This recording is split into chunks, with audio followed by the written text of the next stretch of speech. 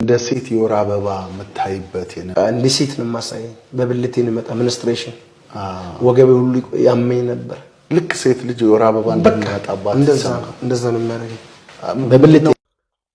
እሺ ቪዲዮ እንዳያችሁት ነው ወንድማችን የሚነግረን ምንድነው ልክ እንደ ሴት ልጅ የወር አበባ ያለው በየወሩ ከብልቴ ደም ይፈሳል። በተጨማሪም ከአንብርቴ በታችና ጀርባዬን የህመም ስሜት አለኝ። ይህም የህመም ስሜት በየወሩ ልክ እንደ እህቶቻችን የወር አበባ እንደሚያወጥ እኔም ያለው ህመም ስሜቱም በየወሩ አለብኝ ነው የሚለው እና ወንዶች የወር አበባ ያሉ ወይ የሚል ጥያቄ ሊኖራችሁ ይችላል። አዎ ወንዶች የወር አበባ ያሉ።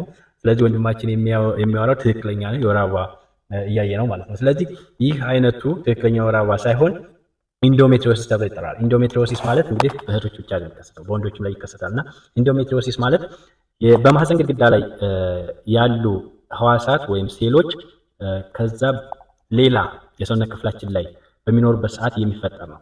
ይሄ የማህፀን ግድግዳ ሴሎች ሌላ የአካል ክፍል ላይ ሄዶ የሚያድበት ምክንያቱ አይታወቅም። ነገር ግን የተለያዩ ሃይፖቴሲሶች አሉ።